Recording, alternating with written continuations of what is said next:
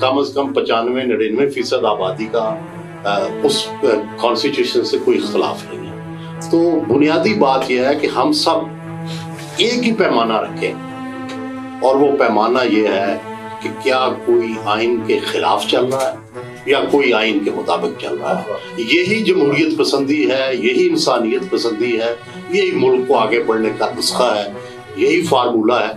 और कोई फार्मूला कहीं से नहीं आएगा, फरिश्ते नहीं उतरते आज के ज़माने में। आज के ज़माने में सेठ लीडर नहीं होते। आज के ज़माने में किसी ने आके आपको कोई नुस्खा कीमिया नहीं देना जिससे आपकी किस्मत बदल जाए।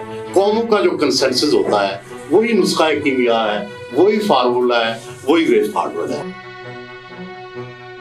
बहुत शुक्रिया जी, बड़ी मेहरबानी। बड़े आप सब लोग हमसे ज़्यादा जानते हैं, ज़्यादा पढ़े हुए हैं और ज़्यादा बेहतर हमसे तज्ज़िया कर सकते हैं।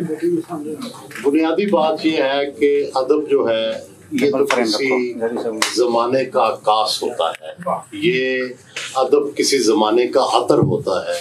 किसी ज़माने को जानना हो तो कहीं तारीख पढ़ने से बेहतर है कि उस ज़माने का अदब पढ़ लिया जाए, और वो अदब का भी, वो तारीख का भी अदर होता है। तो इसलिए अगर आपने ज़मानों को जानना हो तो आप शेक्सपियर पढ़ते हैं, आप गालिब पढ़ते हैं, ताकि आपको पता चले कि भाई उस ज़माने में असल में क्या था, गालिब क्या था।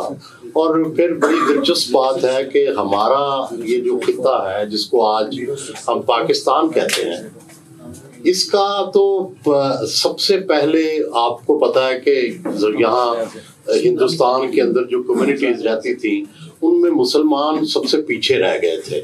और बड़ी दिलचस्प बात है कि वो अदब का ही बंदा था, असदुल्ला खान गालिब, जिसने सर सैयद अहमद खान के को किताब भेजी। वो उनको चचा कहते थे क्योंकि उनके वालिद के वो दोस्त थे, जानने वाले थे। तो उन्होंने अपनी किताब आईने अकबरी भेजी गालिब को कि चचा इस पे आप तकरीज लिख दें, फॉरवर्ड लिख दें। तो उन्होंने एक फारसी नज़म लिख के उस सर सैयद अहमद खान को भेजी कि ये तुम किन जमेलों में पड़े हुए हो, ये बाजी की दास्तानें उधर देखो जिधर मॉडर्न आइन लिखे जा रहे हैं। आप वहाँ देखो कलकत्ता में रेलगाड़ी चल गई है, तुम छकड़ों पे सफ़र करते हो, वहाँ बल्ब और कुमक में रोशन है और तुम यहाँ दिए की रोशनी में जो है वो जिंदा हो। तो आज की जो आपकी ये सारी हमारे यहाँ जो तालीम है, it started with this Persian ghazal nazm, और फिर उसी सर सैयद अहमद खान ने उसी तकरीज़ के मुताबिक मॉडर्न दुनिया को अपनाया, इंग्लैंड गए, और आज ये जो हम सारे प्रोडक्ट बैठे हैं यहाँ थोड़ा बहुत पढ़ के, तो ये हम उसी नज़्म की एक्सटेंशन है। तो गालिब ही था, वो एक शायर और अदीब ही था जिसने ये कहा कि ये फरसुदा जो तरीके हैं इनसे निकल के आज के ज़माने में जाएं। और वो गया, और सर सैयद अहमद खान की वो वहाँ की जो इंग्लैंड का जब उन्होंने सफ़रनामा लिखा तो उस पर भी शोर मच गया, क्योंकि उस ज़माने में इंग्लैंड जो था वहाँ कोई देसी आबादी या हिंदुस्तानी आबादी तो थी नहीं, तो जो गोश्त खाना पड़ता था वो ज़ाहिर है हलाल नहीं होता था। तो उन्होंने लिख दिया कि मैंने वो गोश्त खाया है। तो यहाँ फिर उन पे फतवे लग गए और फिर उन्होंने उस पर माजरत की। तो फिर दूसरी बात ये है कि ये लोगों ने, आप देखें कि हम पीछे कैसे जाते हैं। सर सैयद अहमद खान की आप तकारीर पढ़े, सर सैयद अहमद खान की तकरीर ये होती थी कि 31 मिनट की तकरीर होगी।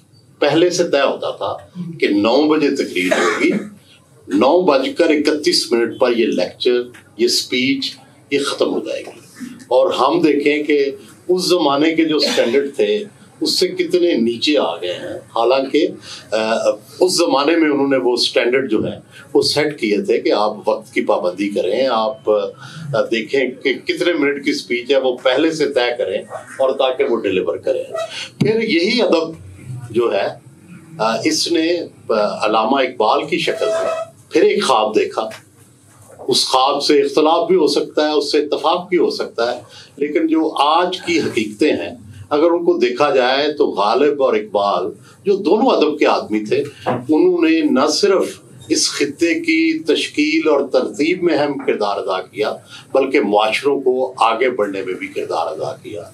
پھر آپ دیکھیں کہ پاکستان کے اندر جتنی سیاسی تحریکیں چلی اس میں بھی ادب کا بڑا رول ہے، چاہے وہ کمیونسٹ تحریک تھی، آپ دیکھیں کہ اس کے ساتھ ترقی پسند جو تھے ادیب اور شاعر جڑے ہوئے تھے، مزاحمت کی شاعری تھی، فیض احمد فیض کو اس حوالے سے سزائیں بھی ہوئی۔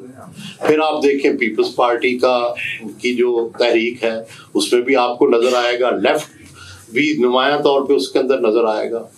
پھر اسی طرح جو رائٹسٹ تحریکیں ہیں وہ اگرچہ بہت کوئی بڑا ادب پیش نہیں کر سکیں لیکن ہمارے ذہن کے اندر اس نے بھی کام کیا ہے۔ وہ نسیم حجازی کہیں اب بھی ہمارے ذہن میں بیٹھا ہے اور ہم رات کو خواب میں تلوار لے کے دوسروں پر حملہ آور ہو رہے ہوتے ہیں، چاہے تو اس لیے یہ جب کسی ذہن کی، انسانی ذہن کی جب تشکیل ہوتی ہے تو اس کے اندر کئی عناصر ہوتے ہیں، ہم میں دایاں عنصر بھی ہوگا، ہم میں بایاں عنصر بھی ہوگا، دونوں جو ہے وہ ساتھ ساتھ چل رہے ہوتے ہیں، کچھ اس سے زیادہ متاثر ہو جاتے ہیں، کچھ اس سے زیادہ متاثر ہو رہے ہیں۔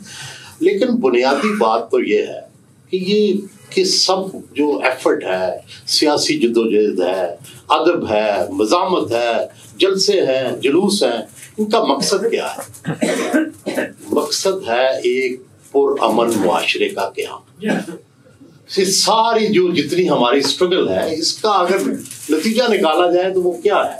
ایک پرامن معاشرے کا قیام۔ اب وہ کیسے ممکن ہے کہ پاکستان میں نہ ریلیجن لوگوں کا سب کا ایک ہے، نہ قومیتیں ایک ہیں، نہ زبانیں ایک ہیں، نہ کسٹمز ایک ہیں۔ تو جب اس طرح کی صورتحال ہو، ہیٹروجینیس متضاد لوگ ہوں، تو پھر اس کے اندر آپ ایک چیز جو ہے اس کو زبردستی نافذ نہیں کر سکتے۔ اس کے لیے آپ کو ڈائلاگ کی ضرورت ہے، اس کے لیے آپ کو مفاہمت کی ضرورت ہے، مختلف ذہنوں کو ملا کے کوئی چیز بنانے کی ضرورت ہے۔ اینڈ میں سمجھتا ہوں کہ پاکستان 57 اسلامی ملکوں میں سے وہ خوش نصیب ہے کہ جس نے پہلا اسلامی جمہوری آئین 1973 میں بنایا۔ اس سے پہلے کوئی ماڈل نہیں تھا پوری مسلم دنیا میں کہ جس میں اسلام بھی ہو اور جمہوریت بھی ہو، اور وہ 1973 میں ہم بنانے میں کامیاب ہو گئے۔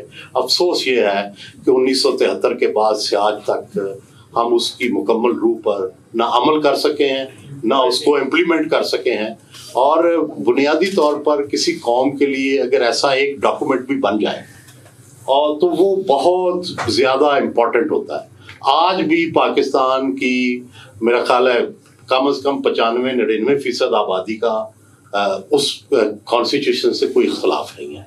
تو بنیادی بات یہ ہے کہ ہم سب ایک ہی پیمانہ رکھیں، اور وہ پیمانہ یہ ہے کہ کیا کوئی آئین کے خلاف چل رہا ہے یا کوئی آئین کے مطابق چل رہا ہے۔ یہی جمہوریت پسندی ہے، یہی انسانیت پسندی ہے، یہی ملک کو آگے بڑھنے کا نسخہ ہے، یہی فارمولہ ہے، اور کوئی فارمولہ کہیں سے نہیں آئے گا۔ فرشتے نہیں اترتے آج کے زمانے میں، آج کے زمانے میں سینٹ لیڈر نہیں ہوتے، آج کے زمانے میں کسی نے آ کے آپ کو کوئی نسخہ کیمیا نہیں دینا جس سے آپ کی قسمت بدل جائے۔ قوموں کا جو کنسنسس ہوتا ہے وہی نسخہ کیمیا ہے، وہی فارمولہ ہے، وہی وے فارورڈ ہے۔ Thank you very much.